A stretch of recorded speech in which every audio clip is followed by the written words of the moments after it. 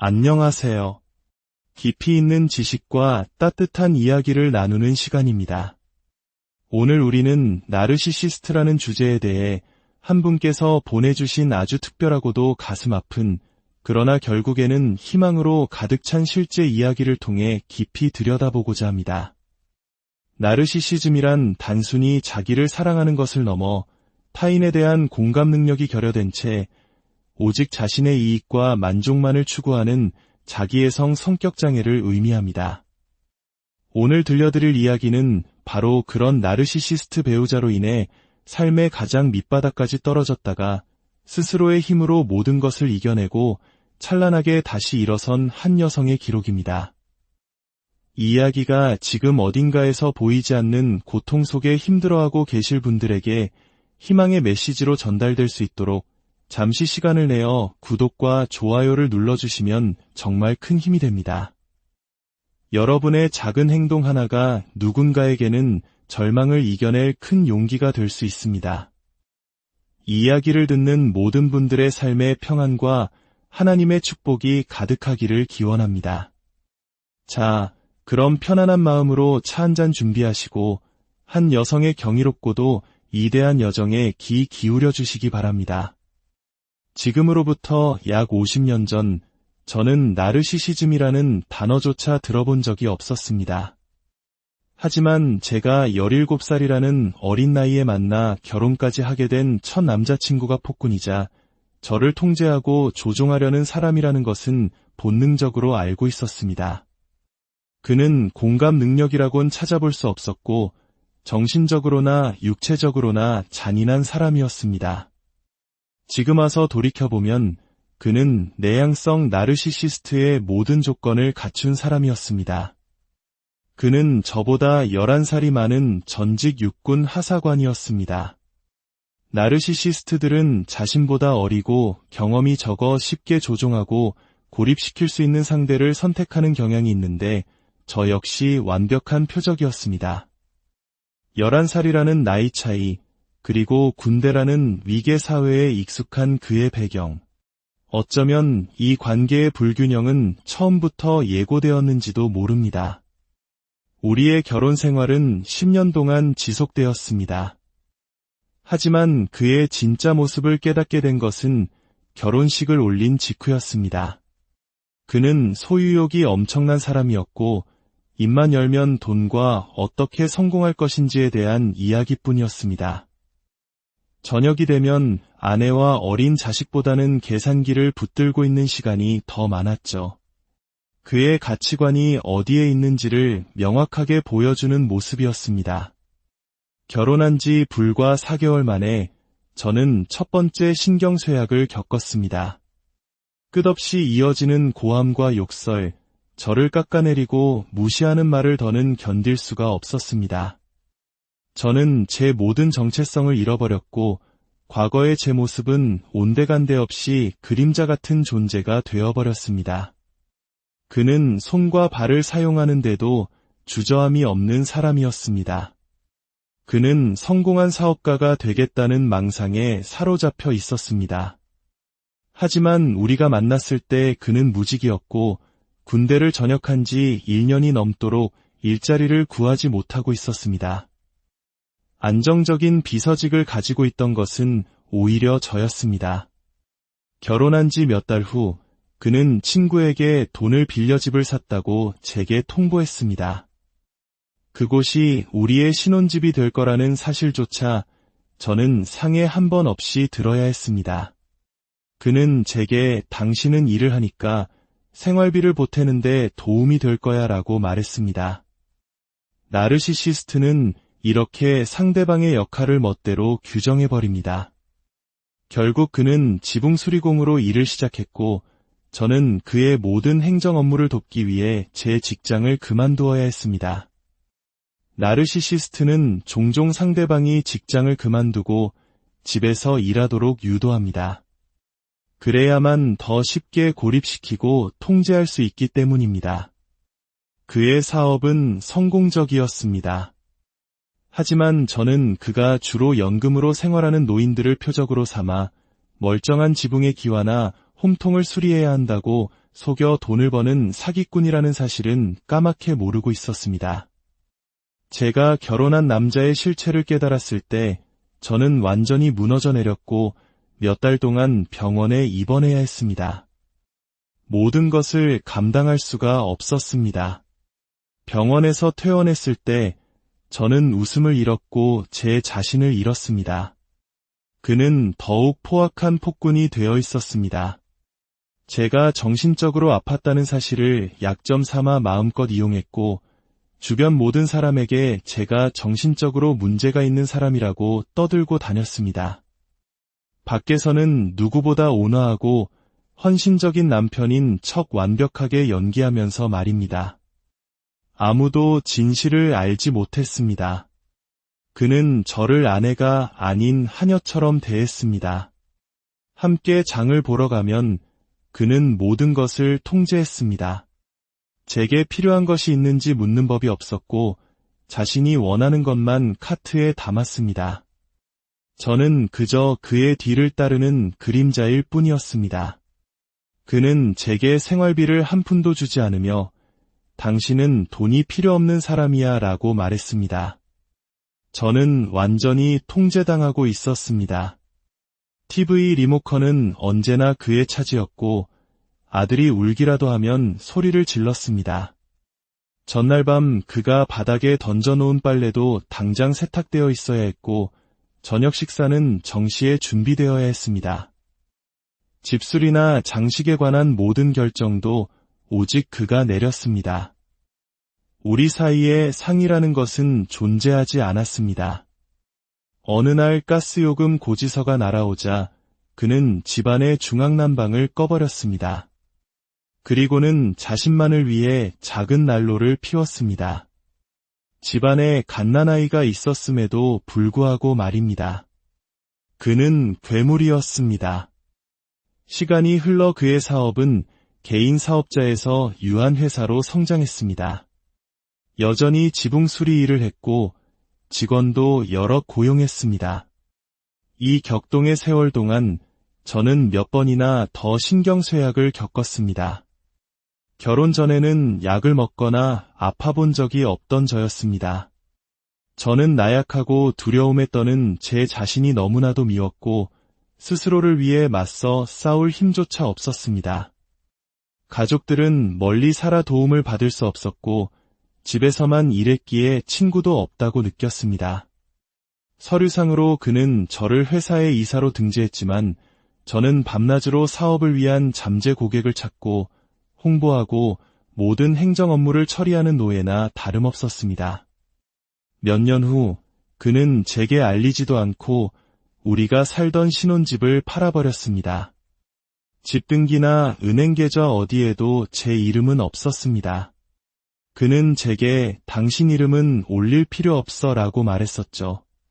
당시 정부 보조금 덕분에 지붕 수리 사업은 호황을 누렸고 그는 회사를 하나 더 설립했습니다. 하청업체 직원을 모두 합치면 150명에 달했습니다. 그는 자신이 가진 모든 것에 가격표를 붙여 자랑하는 사람이었습니다.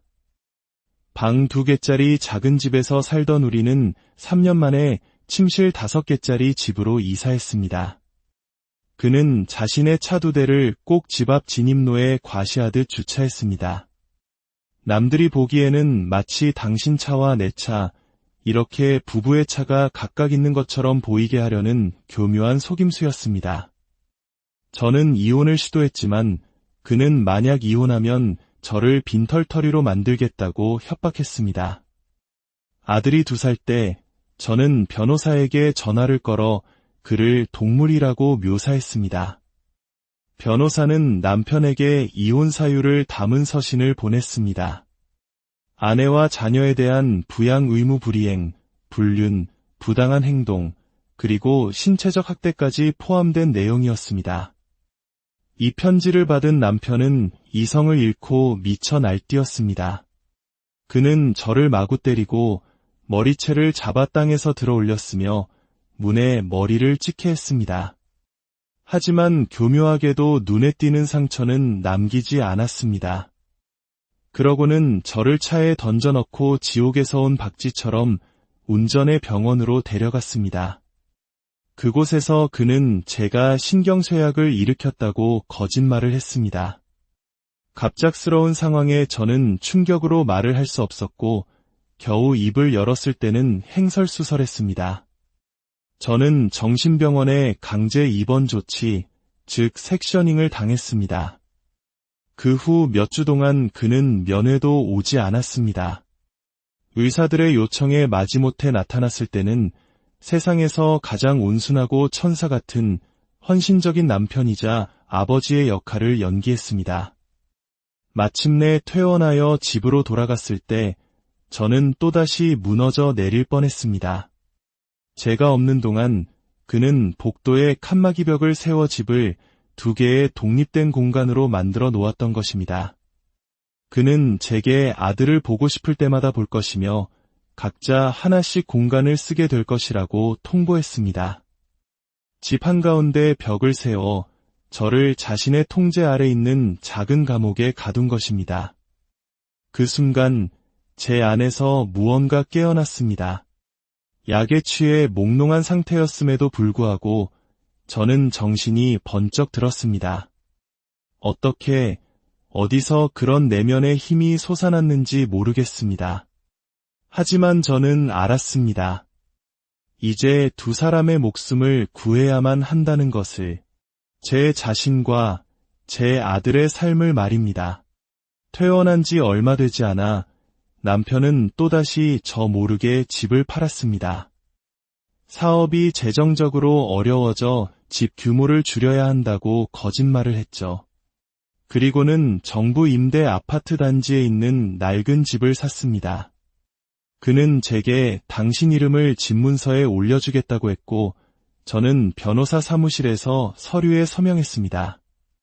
잠시나마 그가 좋은 쪽으로 변하고 있다고 믿고 싶었지만 그 희망은 짧았습니다. 새 집에서 6개월을 더 함께 보냈습니다. 그 시간은 제가 다시 이혼 소송을 시작할 힘을 되찾기에 충분한 시간이었습니다. 그리고 저는 실행에 옮겼습니다. 이혼 절차는 끔찍했습니다. 그는 집을 떠나기를 거부하며 끊임없이 저를 협박했습니다. 너를 빈털터리로 만들겠다는 말을 주문처럼 외웠습니다. 당시 2살이었던 제 아들은 말을 하지 못해 언어치료사에게 의뢰된 상태였습니다. 치료사들은 그저 발달이 늦는 아이라고 생각했지만 사실 아이는 아버지가 소리치고 욕설을 퍼부을 때마다 감정적인 천식 발작을 일으켰고 한 번은 입원까지 해야 했습니다. 어느 날 제가 아들을 데리고 당일치기 여행을 다녀왔습니다. 남편도 알고 있는 외출이었습니다. 그날 그는 집을 나갔습니다.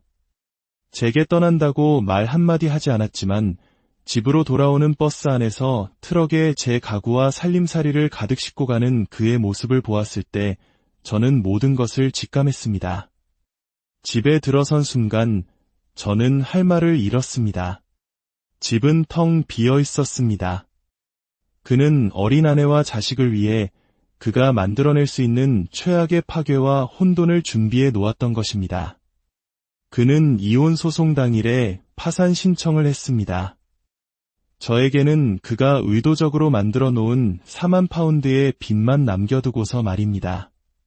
저는 3살배기 아들과 함께 돈 한 푼, 가족의 지원도 양육비도 없이 버려졌습니다.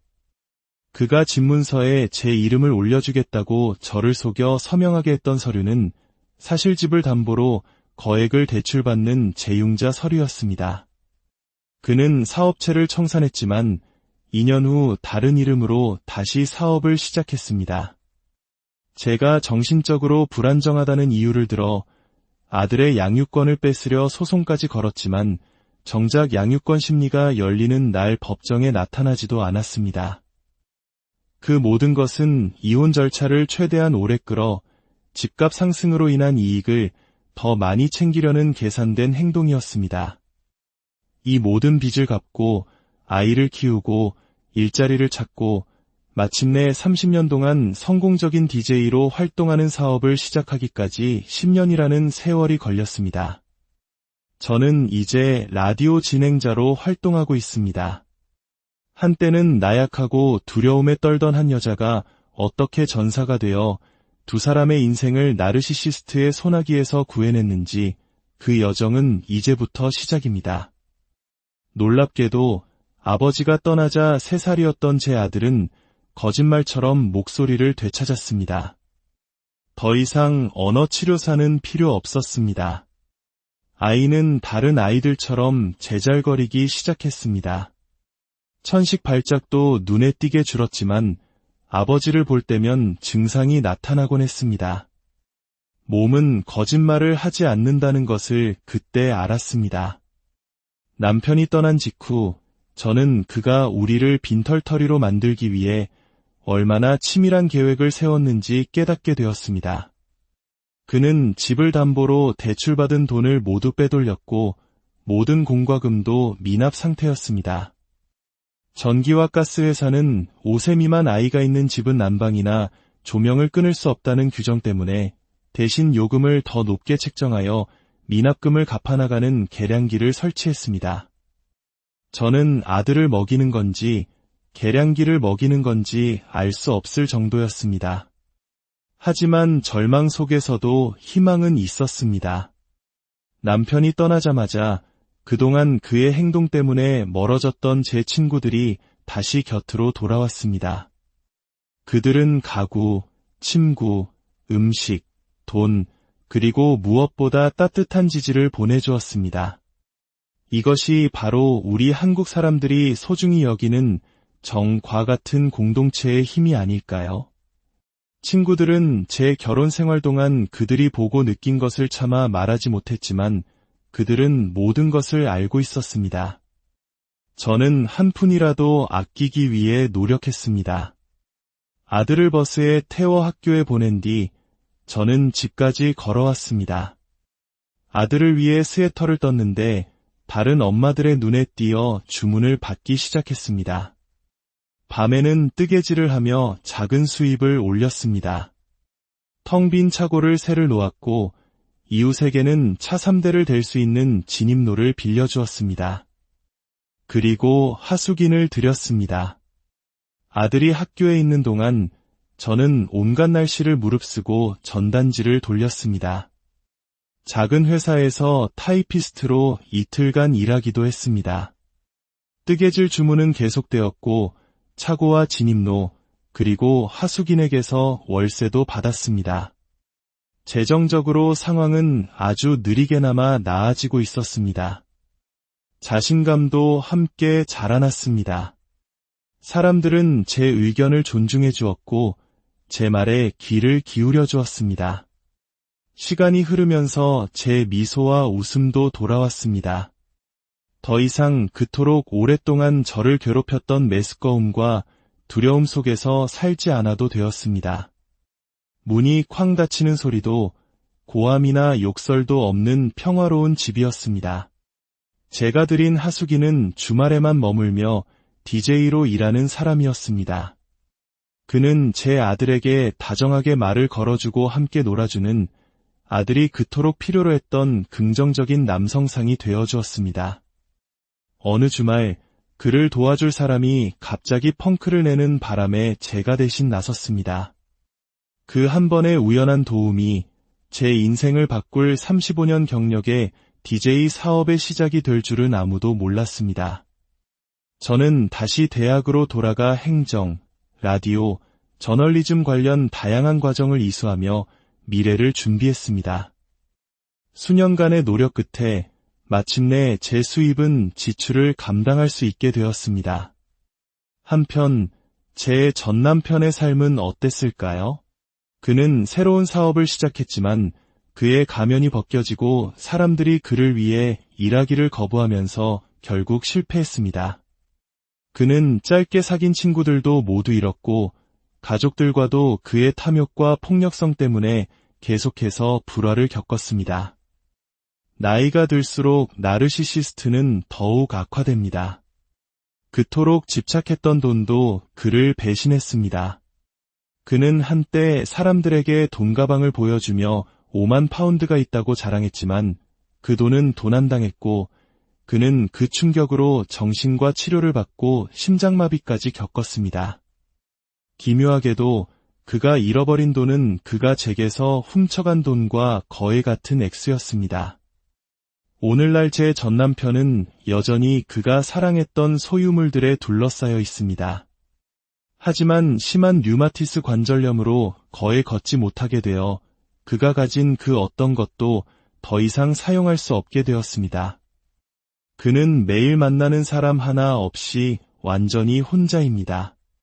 그의 아들은 성인이 되자마자 성을 바꿨고 아버지와 모든 연락을 끊었습니다. 감사하게도 제 아들은 아버지를 전혀 닮지 않은 공감 능력이 풍부하고 친절하며 섬세한 영혼을 가진 사람으로 자랐습니다. 저는 마침내 빚을 모두 청산하고 깨끗하고 좋은 제 본래의 성을 되찾았습니다. 그리고 작지만 아늑한 집을 사서 새로운 삶을 시작했습니다.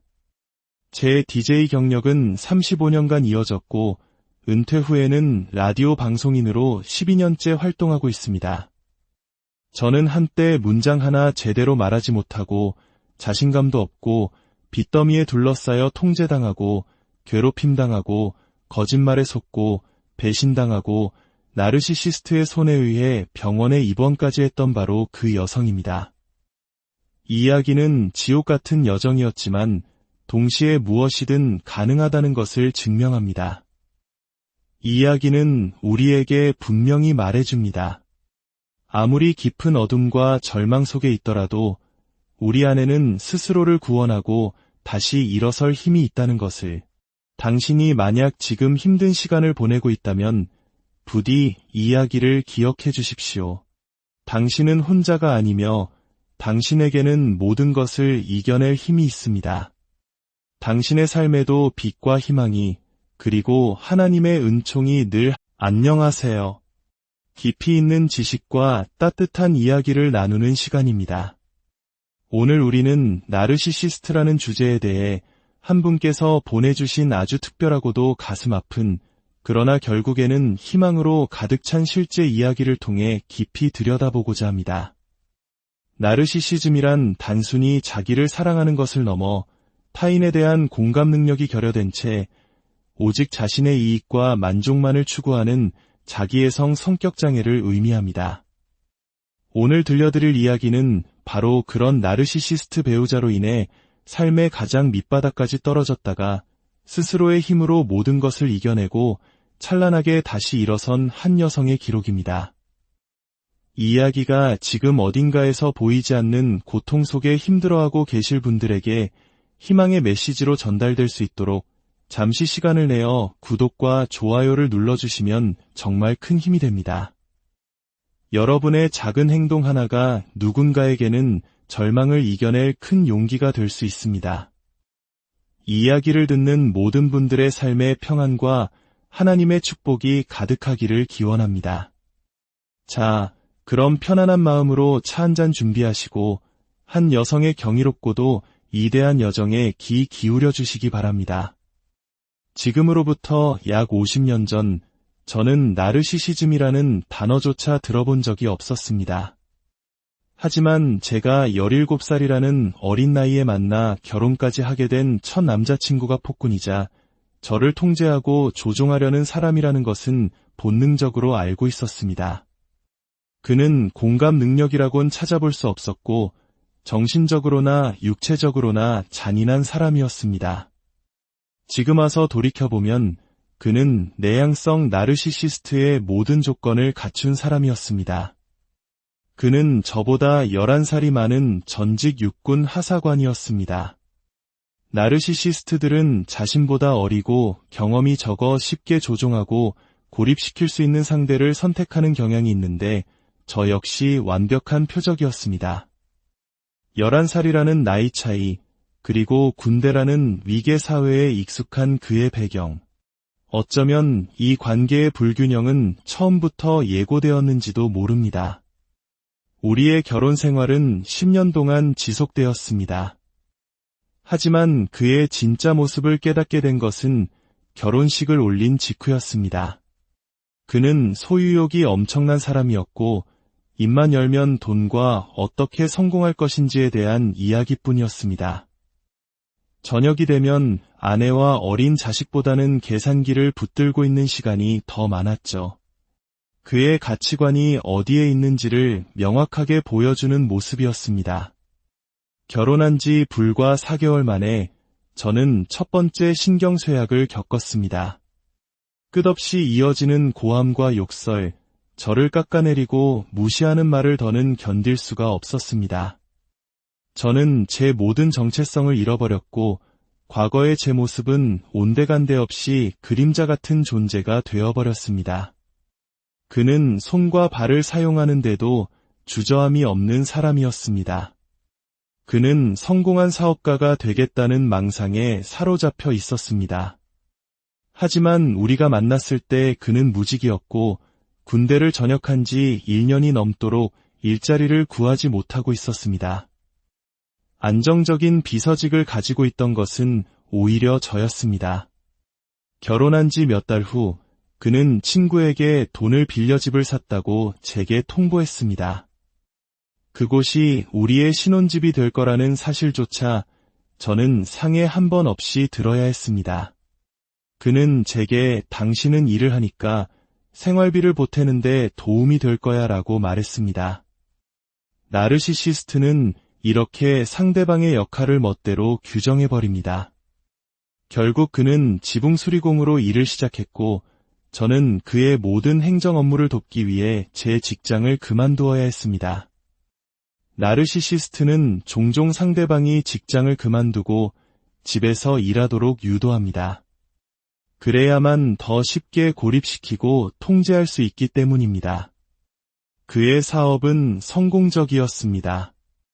하지만 저는 그가 주로 연금으로 생활하는 노인들을 표적으로 삼아 멀쩡한 지붕의 기와나 홈통을 수리해야 한다고 속여 돈을 버는 사기꾼이라는 사실은 까맣게 모르고 있었습니다. 제가 결혼한 남자의 실체를 깨달았을 때 저는 완전히 무너져 내렸고 몇 달 동안 병원에 입원해야 했습니다. 모든 것을 감당할 수가 없었습니다. 병원에서 퇴원했을 때 저는 웃음을 잃었고 제 자신을 잃었습니다. 그는 더욱 포악한 폭군이 되어 있었습니다. 제가 정신적으로 아팠다는 사실을 약점 삼아 마음껏 이용했고 주변 모든 사람에게 제가 정신적으로 문제가 있는 사람이라고 떠들고 다녔습니다. 밖에서는 누구보다 온화하고 헌신적인 남편인 척 완벽하게 연기하면서 말입니다. 아무도 진실을 알지 못했습니다. 그는 저를 아내가 아닌 하녀처럼 대했습니다. 함께 장을 보러 가면 그는 모든 것을 통제했습니다. 제게 필요한 것이 있는지 묻는 법이 없었고 자신이 원하는 것만 카트에 담았습니다. 저는 그저 그의 뒤를 따르는 그림자일 뿐이었습니다. 그는 제게 생활비를 한 푼도 주지 않으며 당신은 돈이 필요 없는 사람이야 라고 말했습니다. 저는 완전히 통제당하고 있었습니다. TV 리모컨은 언제나 그의 차지였고 아들이 울기라도 하면 소리를 질렀습니다. 전날 밤 그가 바닥에 던져놓은 빨래도 당장 세탁되어 있어야 했고 저녁 식사는 정시에 준비되어야 했습니다. 집수리나 장식에 관한 모든 결정도 오직 그가 내렸습니다. 우리 사이에 상이라는 것은 존재하지 않았습니다. 어느 날 가스요금 고지서가 날아오자 그는 집안의 중앙난방을 꺼버렸습니다. 그리고는 자신만을 위해 작은 난로를 피웠습니다. 집안에 갓난아이가 있었음에도 불구하고 말입니다. 그는 괴물이었습니다. 시간이 흘러 그의 사업은 개인 사업자에서 유한회사로 성장했습니다. 여전히 지붕 수리 일을 했고 직원도 여러 고용했습니다. 이 격동의 세월 동안 저는 몇 번이나 더 신경쇠약을 겪었습니다. 결혼 전에는 약을 먹거나 아파본 적이 없던 저였습니다. 저는 나약하고 두려움에 떠는 제 자신이 너무나도 미웠고 스스로를 위해 맞서 싸울 힘조차 없었습니다. 가족들은 멀리 살아 도움을 받을 수 없었고 집에서만 일했기에 친구도 없다고 느꼈습니다. 서류상으로 그는 저를 회사의 이사로 등재했지만 저는 밤낮으로 사업을 위한 잠재 고객을 찾고 홍보하고 모든 행정 업무를 처리하는 노예나 다름없었습니다. 몇 년 후 그는 제게 알리지도 않고 우리가 살던 신혼집을 팔아버렸습니다. 집 등기나 은행 계좌 어디에도 제 이름은 없었습니다. 그는 제게 당신 이름은 올릴 필요 없어 라고 말했었죠. 당시 정부 보조금 덕분에 지붕 수리 사업은 호황을 누렸고 그는 회사를 하나 더 설립했습니다. 하청업체 직원을 모두 합치면 150명에 달했습니다. 그는 자신이 가진 모든 것에 가격표를 붙여 자랑하는 사람이었습니다. 방 2개짜리 작은 집에서 살던 우리는 3년 만에 침실 5개짜리 집으로 이사했습니다. 그는 자신의 차 2대를 꼭 집 앞 진입로에 과시하듯 주차했습니다. 남들이 보기에는 마치 당신 차와 내 차, 이렇게 부부의 차가 각각 있는 것처럼 보이게 하려는 교묘한 속임수였습니다. 저는 이혼을 시도했지만 그는 만약 이혼하면 저를 빈털터리로 만들겠다고 협박했습니다. 아들이 2살 때 저는 변호사에게 전화를 걸어 그를 동물이라고 묘사했습니다. 변호사는 남편에게 이혼 사유를 담은 서신을 보냈습니다. 아내와 자녀에 대한 부양 의무 불이행, 불륜, 부당한 행동, 그리고 신체적 학대까지 포함된 내용이었습니다. 이 편지를 받은 남편은 이성을 잃고 미쳐 날뛰었습니다. 그는 저를 마구 때리고 머리채를 잡아 땅에서 들어 올렸으며 문에 머리를 찍게 했습니다. 하지만 교묘하게도 눈에 띄는 상처는 남기지 않았습니다. 그러고는 저를 차에 던져넣고 지옥에서 온 박쥐처럼 운전해 병원으로 데려갔습니다.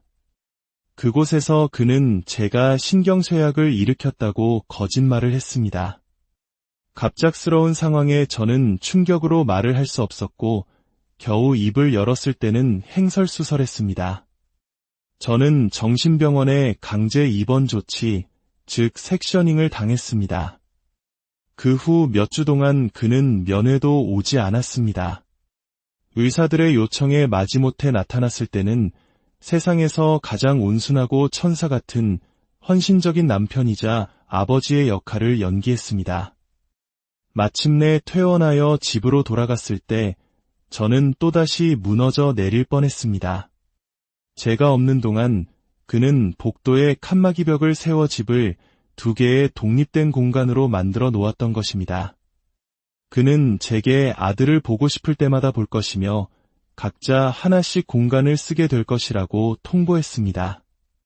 집 한가운데 벽을 세워 저를 자신의 통제 아래 있는 작은 감옥에 가둔 것입니다.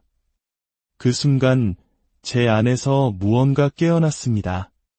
약에 취해 몽롱한 상태였음에도 불구하고 저는 정신이 번쩍 들었습니다. 어떻게, 어디서 그런 내면의 힘이 솟아났는지 모르겠습니다. 하지만 저는 알았습니다. 이제 2 사람의 목숨을 구해야만 한다는 것을, 제 자신과 제 아들의 삶을 말입니다. 퇴원한 지 얼마 되지 않아 남편은 또다시 저 모르게 집을 팔았습니다. 사업이 재정적으로 어려워져 집 규모를 줄여야 한다고 거짓말을 했죠. 그리고는 정부 임대 아파트 단지에 있는 낡은 집을 샀습니다.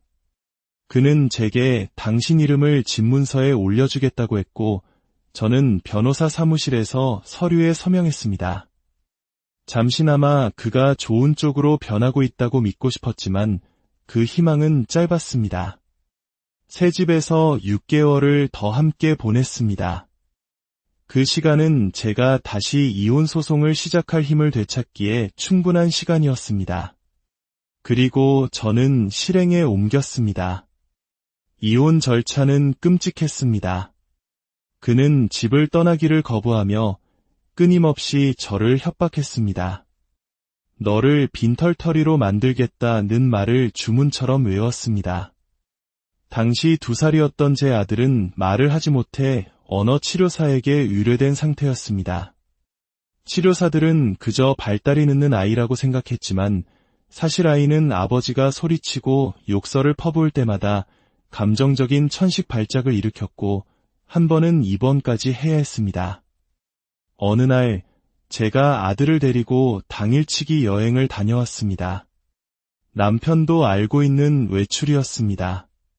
그날 그는 집을 나갔습니다.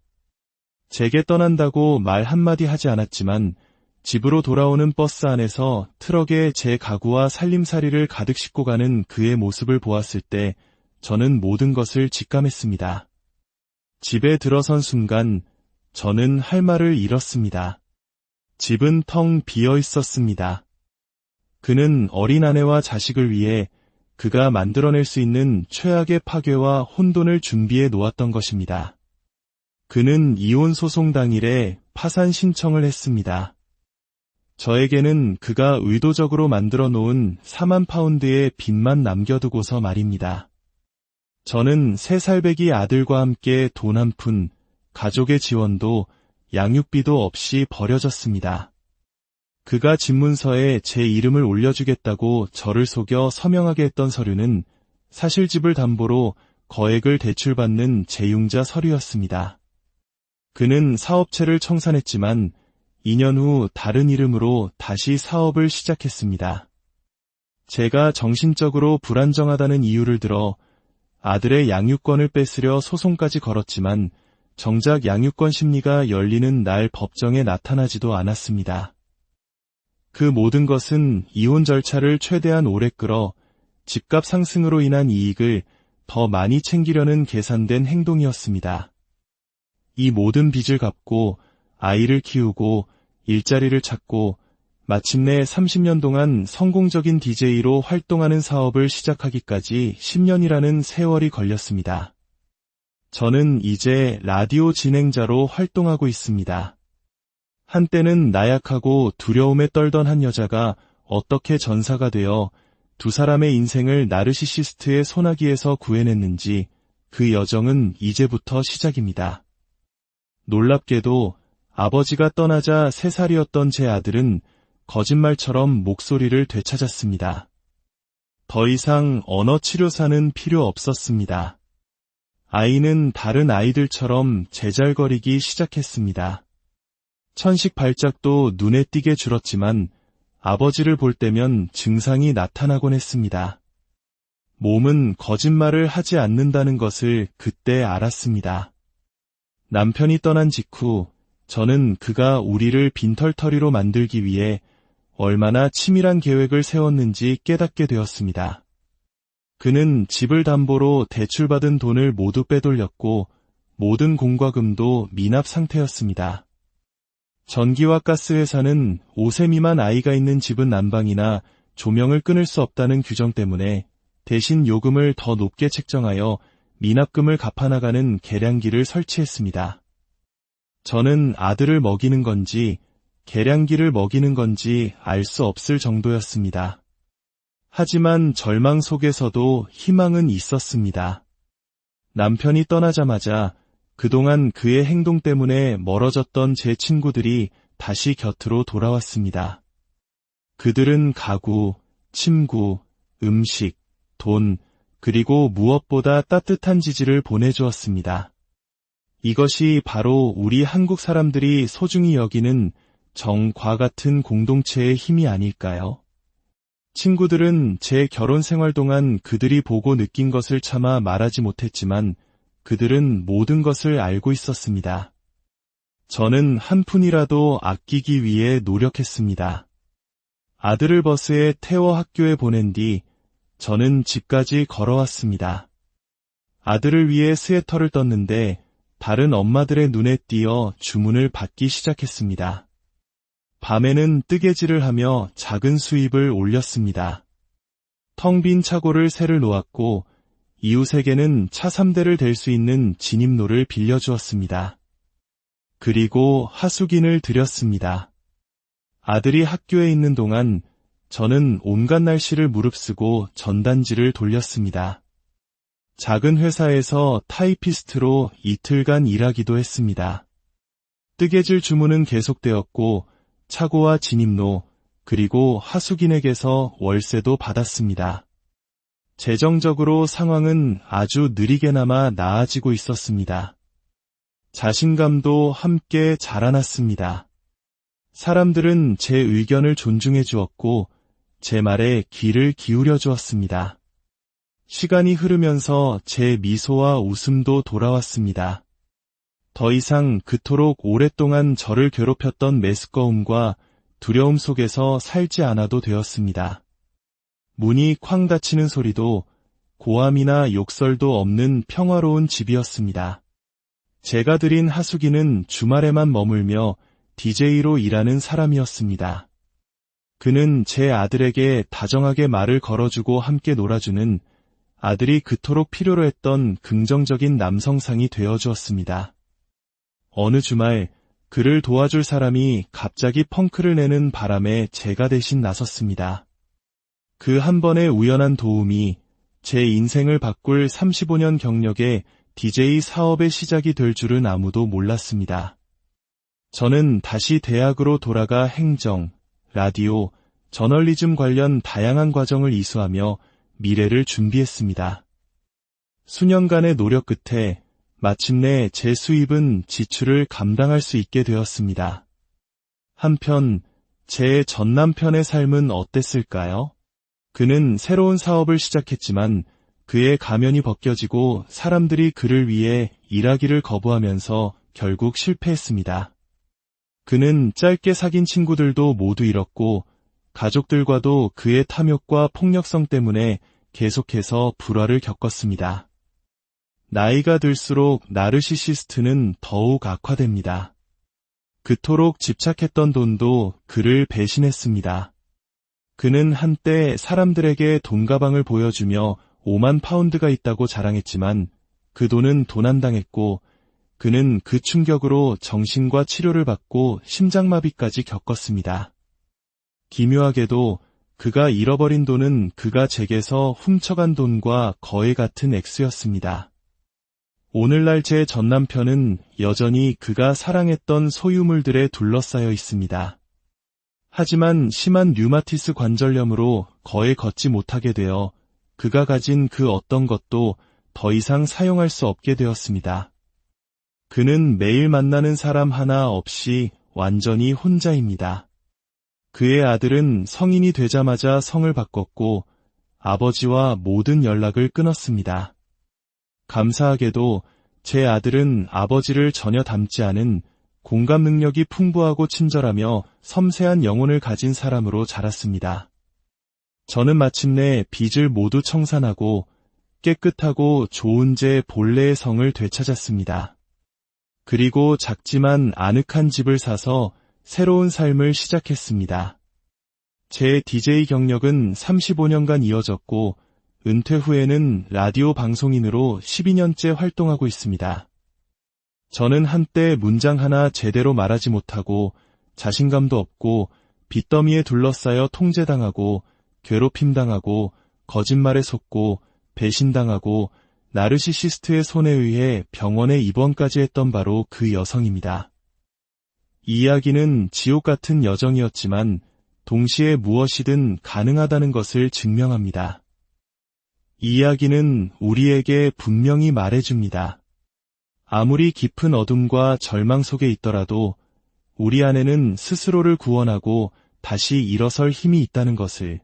당신이 만약 지금 힘든 시간을 보내고 있다면 부디 이 이야기를 기억해 주십시오. 당신은 혼자가 아니며 당신에게는 모든 것을 이겨낼 힘이 있습니다. 당신의 삶에도 빛과 희망이 그리고 하나님의 은총이 늘 안녕하세요. 깊이 있는 지식과 따뜻한 이야기를 나누는 시간입니다. 오늘 우리는 나르시시스트라는 주제에 대해 한 분께서 보내주신 아주 특별하고도 가슴 아픈 그러나 결국에는 희망으로 가득 찬 실제 이야기를 통해 깊이 들여다보고자 합니다. 나르시시즘이란 단순히 자기를 사랑하는 것을 넘어 타인에 대한 공감 능력이 결여된 채 오직 자신의 이익과 만족만을 추구하는 자기애성 성격 장애를 의미합니다. 오늘 들려드릴 이야기는 바로 그런 나르시시스트 배우자로 인해 삶의 가장 밑바닥까지 떨어졌다가 스스로의 힘으로 모든 것을 이겨내고 찬란하게 다시 일어선 한 여성의 기록입니다. 이 이야기가 지금 어딘가에서 보이지 않는 고통 속에 힘들어하고 계실 분들에게 희망의 메시지로 전달될 수 있도록 잠시 시간을 내어 구독과 좋아요를 눌러주시면 정말 큰 힘이 됩니다. 여러분의 작은 행동 하나가 누군가에게는 절망을 이겨낼 큰 용기가 될 수 있습니다. 이 이야기를 듣는 모든 분들의 삶의 평안과 하나님의 축복이 가득하기를 기원합니다. 자, 그럼 편안한 마음으로 차 한잔 준비하시고 한 여성의 경이롭고도 이대한 여정에 귀 기울여 주시기 바랍니다. 지금으로부터 약 50년 전 저는 나르시시즘이라는 단어조차 들어본 적이 없었습니다. 하지만 제가 17살이라는 어린 나이에 만나 결혼까지 하게 된 첫 남자친구가 폭군이자 저를 통제하고 조종하려는 사람이라는 것은 본능적으로 알고 있었습니다. 그는 공감 능력이라곤 찾아볼 수 없었고 정신적으로나 육체적으로나 잔인한 사람이었습니다. 지금 와서 돌이켜보면 그는 내향성 나르시시스트의 모든 조건을 갖춘 사람이었습니다. 그는 저보다 11살이 많은 전직 육군 하사관이었습니다. 나르시시스트들은 자신보다 어리고 경험이 적어 쉽게 조종하고 고립시킬 수 있는 상대를 선택하는 경향이 있는데 저 역시 완벽한 표적이었습니다.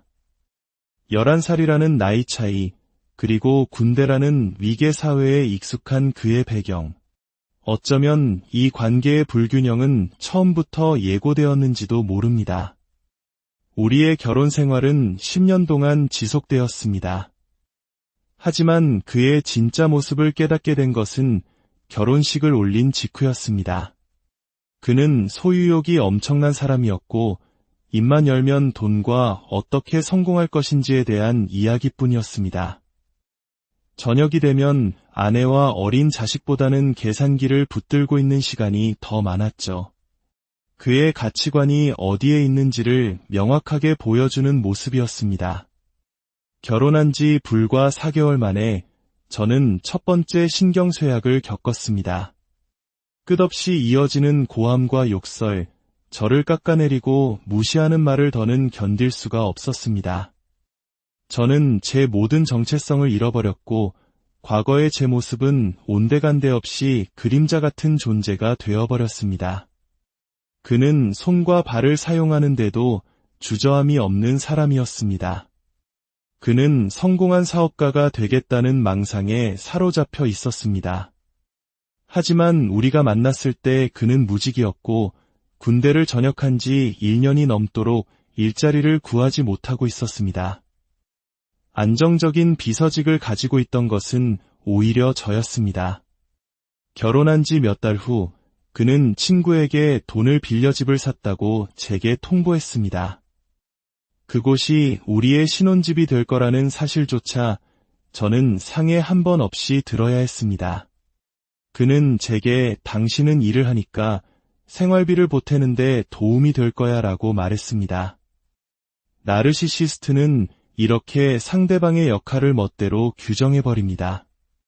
결국 그는 지붕 수리공으로 일을 시작했고 저는 그의 모든 행정 업무를 돕기 위해 제 직장을 그만두어야 했습니다. 나르시시스트는 종종 상대방이 직장을 그만두고 집에서 일하도록 유도합니다. 그래야만 더 쉽게 고립시키고 통제할 수 있기 때문입니다. 그의 사업은 성공적이었습니다. 하지만 저는 그가 주로 연금으로 생활하는 노인들을 표적으로 삼아 멀쩡한 지붕의 기와나 홈통을 수리해야 한다고 속여 돈을 버는 사기꾼이라는 사실은 까맣게 모르고 있었습니다. 제가 결혼한 남자의 실체를 깨달았을 때 저는 완전히 무너져 내렸고 몇 달 동안 병원에 입원해야 했습니다. 모든 것을 감당할 수가 없었습니다. 병원에서 퇴원했을 때 저는 웃음을 잃었고 제 자신을 잃었습니다.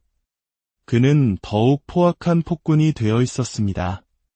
제가 정신적으로 아팠다는 사실을 약점 삼아 마음껏 이용했고 주변 모든 사람에게 제가 정신적으로 문제가 있는 사람이라고 떠들고 다녔습니다. 밖에서는 누구보다 온화하고 헌신적인 남편인 척 완벽하게 연기하면서 말입니다. 아무도 진실을 알지 못했습니다. 그는 저를 아내가 아닌 하녀처럼 대했습니다. 함께 장을 보러 가면 그는 모든 것을 통제했습니다. 제게 필요한 것이 있는지 묻는 법이 없었고 자신이 원하는 것만 카트에 담았습니다. 저는 그저 그의 뒤를 따르는 그림자일 뿐이었습니다. 그는 제게 생활비를 한 푼도 주지 않으며 당신은 돈이 필요 없는 사람이야 라고 말했습니다. 저는 완전히 통제당하고 있었습니다. TV 리모컨은 언제나 그의 차지였고 아들이 울기라도 하면 소리를 질렀습니다. 전날 밤 그가 바닥에 던져놓은 빨래도 당장 세탁되어 있어야 했고 저녁 식사는 정시에 준비되어야 했습니다. 집수리나 장식에 관한 모든 결정도 오직 그가 내렸습니다. 우리 사이에 상이라는 것은 존재하지 않았습니다. 어느 날 가스요금 고지서가 날아오자 그는 집안의 중앙난방을 꺼버렸습니다. 그리고는 자신만을 위해 작은 난로를 피웠습니다. 집안에 갓난아이가 있었음에도 불구하고 말입니다. 그는 괴물이었습니다. 시간이 흘러 그의 사업은 개인 사업자에서 유한회사로 성장했습니다. 여전히 지붕 수리 일을 했고 직원도 여러 고용했습니다. 이 격동의 세월 동안 저는 몇 번이나 더 신경쇠약을 겪었습니다. 결혼 전에는 약을 먹거나 아파본 적이 없던 저였습니다. 저는 나약하고 두려움에 떠는 제 자신이 너무나도 미웠고 스스로를 위해 맞서 싸울 힘조차 없었습니다. 가족들은 멀리 살아 도움을 받을 수 없었고 집에서만 일했기에 친구도 없다고 느꼈습니다.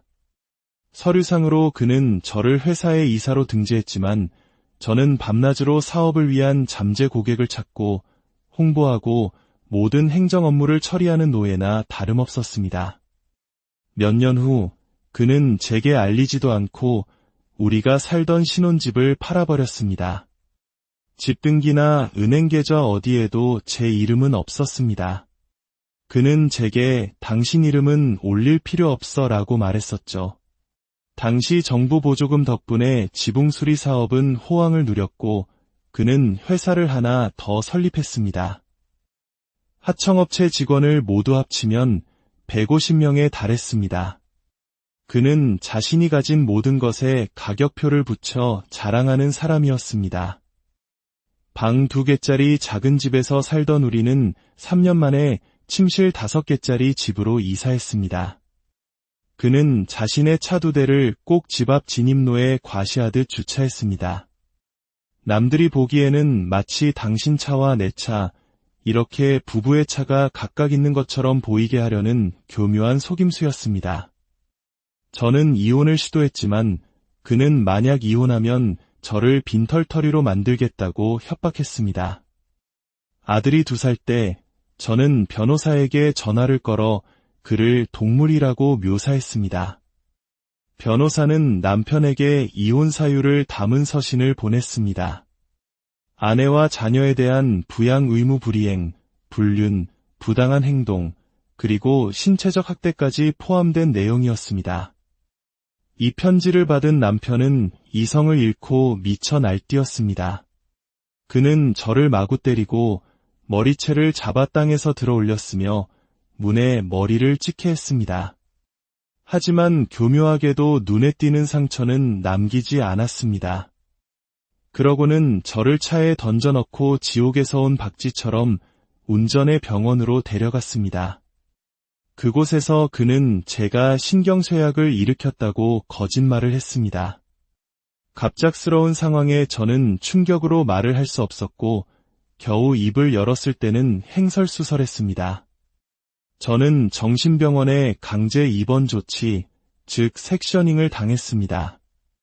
그 후 몇 주 동안 그는 면회도 오지 않았습니다. 의사들의 요청에 마지못해 나타났을 때는 세상에서 가장 온순하고 천사 같은 헌신적인 남편이자 아버지의 역할을 연기했습니다. 마침내 퇴원하여 집으로 돌아갔을 때 저는 또다시 무너져 내릴 뻔했습니다. 제가 없는 동안 그는 복도에 칸막이벽을 세워 집을 2개의 독립된 공간으로 만들어 놓았던 것입니다. 그는 제게 아들을 보고 싶을 때마다 볼 것이며 각자 하나씩 공간을 쓰게 될 것이라고 통보했습니다. 집 한가운데 벽을 세워 저를 자신의 통제 아래 있는 작은 감옥에 가둔 것입니다. 그 순간 제 안에서 무언가 깨어났습니다. 약에 취해 몽롱한 상태였음에도 불구하고 저는 정신이 번쩍 들었습니다. 어떻게, 어디서 그런 내면의 힘이 솟아났는지 모르겠습니다. 하지만 저는 알았습니다. 이제 2 사람의 목숨을 구해야만 한다는 것을, 제 자신과 제 아들의 삶을 말입니다. 퇴원한 지 얼마 되지 않아 남편은 또다시 저 모르게 집을 팔았습니다. 사업이 재정적으로 어려워져 집 규모를 줄여야 한다고 거짓말을 했죠. 그리고는 정부 임대 아파트 단지에 있는 낡은 집을 샀습니다. 그는 제게 당신 이름을 집문서에 올려주겠다고 했고 저는 변호사 사무실에서 서류에 서명했습니다. 잠시나마 그가 좋은 쪽으로 변하고 있다고 믿고 싶었지만 그 희망은 짧았습니다. 새 집에서 6개월을 더 함께 보냈습니다. 그 시간은 제가 다시 이혼 소송을 시작할 힘을 되찾기에 충분한 시간이었습니다. 그리고 저는 실행에 옮겼습니다. 이혼 절차는 끔찍했습니다. 그는 집을 떠나기를 거부하며 끊임없이 저를 협박했습니다. 너를 빈털터리로 만들겠다는 말을 주문처럼 외웠습니다. 당시 2살이었던 제 아들은 말을 하지 못해 언어치료사에게 의뢰된 상태였습니다. 치료사들은 그저 발달이 늦는 아이라고 생각했지만 사실 아이는 아버지가 소리치고 욕설을 퍼부을 때마다 감정적인 천식 발작을 일으켰고 한 번은 입원까지 해야 했습니다. 어느 날 제가 아들을 데리고 당일치기 여행을 다녀왔습니다. 남편도 알고 있는 외출이었습니다. 그날 그는 집을 나갔습니다. 제게 떠난다고 말 한마디 하지 않았지만 집으로 돌아오는 버스 안에서 트럭에 제 가구와 살림살이를 가득 싣고 가는 그의 모습을 보았을 때 저는 모든 것을 직감했습니다. 집에 들어선 순간 저는 할 말을 잃었습니다. 집은 텅 비어 있었습니다. 그는 어린 아내와 자식을 위해 그가 만들어낼 수 있는 최악의 파괴와 혼돈을 준비해 놓았던 것입니다. 그는 이혼 소송 당일에 파산 신청을 했습니다. 저에게는 그가 의도적으로 만들어 놓은 4만 파운드의 빚만 남겨두고서 말입니다. 저는 3살배기 아들과 함께 돈 한 푼, 가족의 지원도 양육비도 없이 버려졌습니다. 그가 집문서에 제 이름을 올려주겠다고 저를 속여 서명하게 했던 서류는 사실 집을 담보로 거액을 대출받는 재융자 서류였습니다. 그는 사업체를 청산했지만 2년 후 다른 이름으로 다시 사업을 시작했습니다. 제가 정신적으로 불안정하다는 이유를 들어 아들의 양육권을 뺏으려 소송까지 걸었지만 정작 양육권 심리가 열리는 날 법정에 나타나지도 않았습니다. 그 모든 것은 이혼 절차를 최대한 오래 끌어 집값 상승으로 인한 이익을 더 많이 챙기려는 계산된 행동이었습니다. 이 모든 빚을 갚고 아이를 키우고 일자리를 찾고 마침내 30년 동안 성공적인 DJ로 활동하는 사업을 시작하기까지 10년이라는 세월이 걸렸습니다. 저는 이제 라디오 진행자로 활동하고 있습니다. 한때는 나약하고 두려움에 떨던 한 여자가 어떻게 전사가 되어 두 사람의 인생을 나르시시스트의 소나기에서 구해냈는지 그 여정은 이제부터 시작입니다. 놀랍게도 아버지가 떠나자 3살이었던 제 아들은 거짓말처럼 목소리를 되찾았습니다. 더 이상 언어치료사는 필요 없었습니다. 아이는 다른 아이들처럼 제잘거리기 시작했습니다. 천식 발작도 눈에 띄게